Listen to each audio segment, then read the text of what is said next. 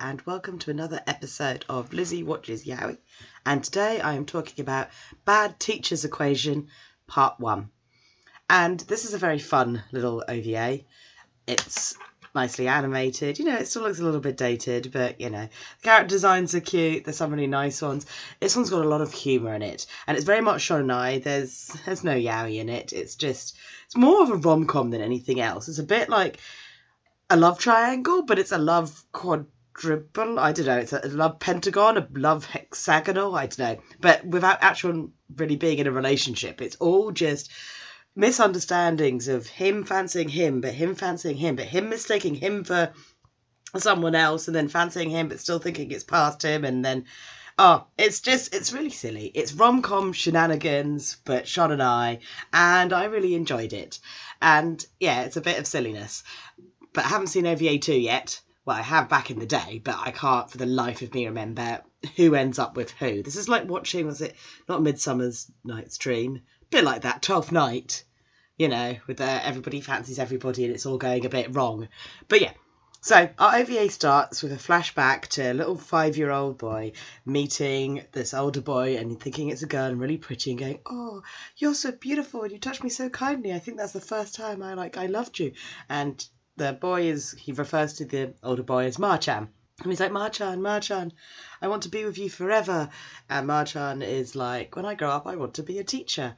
And the little boy is like, "Oh, I'm going to be your student when I grow up. And it's going to be all very cute." No. Time has passed and flashback's over and it's in the future. And our main boy, Atsushi, oh my goodness, my pronunciation went out the window there.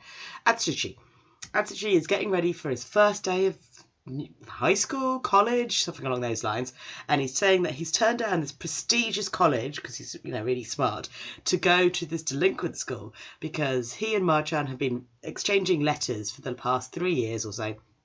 And in the letters, it says that Marchan is now working in the nurse's office of this school for delinquents. And while the kids are a little bit rough, he's really enjoying his time there, feels like he's making a difference, which is all very cute. So Atsushi is like, "I am definitely going to go to that school." So why did you turn down a prestigious school, like, your entire future, just so you could be reunited with this guy that you fancy from, like, your memories, pretty much, because you have no idea what he's like now, and he's an adult now, but never mind. Atsushi decides to go to delinquent school instead. And, it starts off really well, not at all. He nearly gets run over by another teacher with a sports car who's all like, "I'm clearly crazy and get out of my way." And then he finds out that said mental teacher is also now his homeroom teacher, and his homeroom teacher is like, "I know you, I saw you this morning." Now, for delinquents, the rest of the class are really well behaved. They seem to respect this teacher because they all stand up in unison and they bow and they listen to him and he shouts, "I'm going to make sure none of you fail." And Atsushi is just like, "This is so not the place for me. It's a freaky, like, overzealous, like, screaming teacher, and there's giant students everywhere that are twice the size of me and all look like they've come from prison. I'm going to try and escape the class." And obviously the homeroom teacher, Shibata, is like, "Aha, I see you crawling away there, trying to run away from me. You scared of me?" Puts him in a chokehold. And then the next thing we know is Atsushi is waking up in the nurse's office and he's all like, "Oh, what happened?" He clearly must have passed out. And he sees the back of the school nurse sitting there and he's like, "Marchan says he works in the nurse's office, that he must be the nurse here. Oh, I'm going to finally be reunited." And the chair spins round and no, it's Shibata working as the school nurse. And actually she is like, "No, how could it be you? How could this have happened? Like, I hate you." And this teacher is just like, "I am the evil nightingale, Shibata. I also work here as well. I'm going to be everywhere." And I just clearly am a bit, like, mental. And poor Atsushi's little gay fantasy of him sitting on Marchan's lap getting cuddles and head strokes is completely, like, crushed and shatters apart. And he's like, "Oh, this is my fantasy ruined." But then he kind of looks at the other guy and go, "Well, maybe this guy is Marchan and he's just forgotten about me." And he's like, "How could you forget about me? If you'd forgotten about me, why did you write me letters?" And Shibata's like, "Wait a minute, I've never even met you. Why would I write letters to someone I haven't met? I've never even tried to seduce a guy. So why would you think it's me? Like, it's not me." And so she sees it. It's like, "It's all right if you've forgotten about me. I never forgot about you. You've changed so much." And it's all tearing up. And Shibata's like, I don't know what you're talking about. And then just at that moment, in bursts another friend. And the friend is like, hey, is Ashley here? And then he sees Ashley is in tears and he's like, no, how dare you? And he beats up the teacher and trashes the nurse's offices and throws a chair out the window, screaming, what are you doing to him? And runs off with him. And she's a bit like, what the hell is going on? And then we get another flashback. And it's a flashback to two boys the same age playing in a playground when they're little. Probably about maybe 5, I don't know. Again, everything seems to be 5. And poor little she's being beaten up and bullied by some playground bullies, and Koji turns up and he fights off the bullies and he's like, don't worry, I will always protect you. When we grow up we get married. And she's like, yay, and they kiss, and then they remember, well, Koji Inagami has never forgotten that beautiful moment and has been in love with Atsushi ever since. And Atsushi's finally like, oh my god, that was my first kiss, I remember that. But just as they're talking and discussing this, and Inagami's like, let's come up from where we left off. Let's make out again. I've been in love with you ever since. Kissy, kissy, kissy. But then all of a sudden, a load of delinquents turn up and surround them, just as as she's going, no, wait, what are you doing? I don't think I'm ready for this yet. What's going on? And you think, oh no, there's going to be a fight. But instead, they're like, please join the track team, join the basketball team, join the football team. It turns out Inagami is like some sports savant and is amazing. But he goes, no, I don't want to join any team. I'm too busy trying to rekindle my romance. So he picks up Atsushi and leaps over about 5 guys with his superhuman athletic skills and goes for a bit of a run around, dragging Atsushi behind him, just shouting, no, I've got to make up for the last 5 years without my love. And Atsushi going, don't say weird things like that. People will get the wrong idea. Meanwhile, Shibata is in the nurse's office trying to tidy up the mess, and another male teacher, Hasegawa, comes in and is just like, oh, we've got some spirited youths at the moment. And he's all like, oh, no, we don't. They're just annoying. I'm going to show them. And the other teacher's like, oh dear, you're as bad as the students. Just let it go. And he's like, I won't let it go. And he's really prickly. And the other guy is like, are you still mad that I'm dating your brother? And in fact, they've taken him away from you. Shibata is like, yes, I am. How dare you take my brother from me? He's my precious brother. At the same time, you see the 2 boys kind of running away from the gang of overzealous club members past another teacher that looks softer and younger, but still a little bit like Shibata. And you're like, that could possibly be like Marchan. And then we go back to the nurse's office, and Shibata is like, it's all right. You're actually kind of good for my precious brother. And you're like, wait a minute. I think Marchan and Shibata are brothers because they look similar, and it explains some things about misunderstanding. And so they continue like this. Hibata's looks up, was leaving school that night after everything's calmed down. He looks up and he sees his brother and Hagigawa meeting up and looking at each other going, hey, and he's like, oh yeah, my poor brother, it's been taken away from me, but at the same time he's in hands of a nice guy. Then we get a dream sequence, and actually he's dreaming about being in a rice field looking for Marchan. He's going, Marchan, Marchan. And then he sees Marchan in the field and he turns around. But no, it's not Marchan. It's Shibata. And then Shibata just basically turns into a yokai and is all like, blah, blah, blah, blah, blah, blah, blah, blah. And he's like, no. So poor Atsushi is feeling a bit crushed and dejected because he can't be with the man he turned out a prestigious college for, even though he's so much younger. And he's walking to school going, oh, I've continued going to school regardless of the fact that I'm all sad and dejected.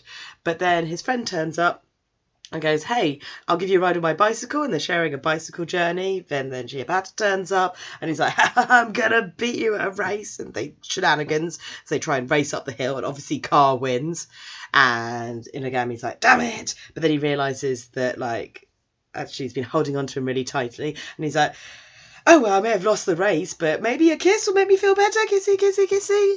And actually the idea is no, we're ready for kissy, kissy, kisses.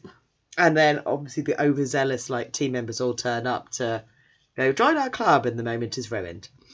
Right, so back at school we meet Yurika, who's finding some meds in the teacher's office, and she's talking to Shibata about being wanting Inagami to join the team, and he's all like, are you jealous that your boyfriend seems to be running off with this other guy all the time?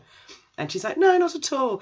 I mean, I'm just like his beard anyway. I'm just there as a screen. I'm not his real girlfriend. And he's like, what do you mean you're not his real girlfriend? And he's like, well, I'm pretending to be his girlfriend to hide the fact that, like, he's been in love with this other kid since, like, they were young, and this other kid's a boy. And I'm just, like, protecting him. And it's like, I think the cat's out of the bag, the fact that he keeps trying to kiss this other boy in public. But never mind. And he's like, are you not, like, annoyed that, like, he's after this other boy? And she goes, I don't care if he's a homosexual, I don't care if he's gay at all, I just want their love to be beautiful. And it turns out she's a complete Fugoshi, and she's like, I can't wait for them to get together, I can't wait to see them kissing, and when they, like, get it on, I want to have all the details so I can hear all about their love life and their sex life, and it's like something out of a movie, and I can't wait to see it, and it's just so romantic. And she's like, yeah, you're a proper yaoi fangirl, and you're quite happy playing the beard as long as you get all the nice juicy details and get to watch all the, like, yaoi boy scenes. And yeah, so Shibata's like, oh, fair enough, Random, if that's your bag. Meanwhile, in class, actually is like having a lesson by Hagigawa, and he's like, oh, this guy's kind like how I used to remember what Machan was like. And then the bell goes and it's lunch, and he starts flying down the corridor so he can get to the lunchroom so he can buy his lunch first. Trips, bumps into Shibata, and Shibata's like saves him. And then he gets himself all in a flustered muddle because bumping into him, the other teacher kind of spins and he's like, and is really kind to him rather than like the mental version he's been. And he's like, are you okay? You shouldn't run in the corridors. And he gets a little bit of a flutter, and then he gets a flash to the near kiss this morning and shouting for Marchan to come and help him. And he's like, but does he really want Marchan to come and help him? Like, and he's still under the impression that this guy's Marchan has just forgotten all about him. So he's like, oh, maybe he does care about me. Maybe I still do like him. He may be different now, but it doesn't mean that, like, my feelings for him have changed. And it's like, oh, he's starting to fancy the new teacher and wondering if he likes him at all. And, oh, poor little confused boy. Especially when he's got a perfectly good, like, choice of someone to love, because Inagami is cute, he's got a sexy accent. I love that kind of, like, I think it's an Okinawan accent, but it's an accent I've always loved whenever I hear it in anything. I'm just like, I love it. And he cares for him, and it's like, just go with your friend, your best friend who fancies the pants off you and loves you and wants to marry you and protect you. Stop fancying teachers, silly boy. And yeah, but actually he's all a bit, like, confused about, like, his feelings and who he should fancy and what's going on, and he kind of, like, escapes in a fluster, but he drops the photo. Shibata picks up the photo and notices that the other guy in the photo is his brother, and he's like, I think I've put two and two together. So actually he's now lost the photo, he can't find it, and he's with Inagata and Yurika outside, and they're having a bit of an argument about the fact that Inagami should be playing basketball, and she's like, please, I do loads of things for you, like, won't you do anything for me? And he's like, nope, and he's so antagonistic and flips to the bird, and then the dad turns up going, oi, what are you guys talking about? And they all go, nothing, and kind of scatter, and he's like, shit, I was meant to, like, return the photo to him. I will try that later. So Mr. Teacher Man goes home, and the two brothers are now actually in the same space. You can tell that they look alike, and they're brothers, and they live together. And Shibata is explaining to, it's Masami, I believe, is his full name rather than Marchan, that, yeah, this boy from his past has turned up at school, and Masami's all like, oh, yes, actually, I didn't realise he'd come to the same school as us. Oh, wow, I really should, like, go and say hello to him. I'm like, yeah, you should clear up some mega misunderstandings and stuff, and possibly tell this boy that you're also dating a different teacher so that he stops thinking he has a chance with you. And the brothers are, like, chatting away about this, and Marchan is like, you need to return the photo yourself. You're the one that, like, found it. You're the one that needs to give it back. And he's like, fair enough. But Marchan is all like, oh, why are you being such a silly fool? And Shibata's like, well, I just want to stay with my brother, don't I? And he wants to, and he puts his head in his lap, and he's getting his nice strokes. And he's like, oh, I wish this time would never end. And then you hear Shibata's, like, actual, like, inside thoughts, and he's like, oh, if you found out, you would hate me. The fact that I'm no better than Atsushi, the fact that I just want to be with my brother, that the person I love more than anything in this world is my blood brother. And it's like, oh, you're in love with your brother. This is why you don't like the other teacher that much, but you kind of understand why it's a healthy relationship, but you get all jealous. And it's like, well, that's complicated. A, it's your brother, but B, this is yaoi, so who cares, really? But, that's why he's like chases anyone off that has an inkling of feelings for his brother, because, well, he's in love with him. And it's like, well, this is unfortunate. And it adds more freaking like complications to this love dichotomy. Dichotomy's not the right word, but you know what I mean. There's no one knows who they love, and they keep fancying the wrong people. They'd not be much happier if they fancy the people that they were supposed to, but that's just not.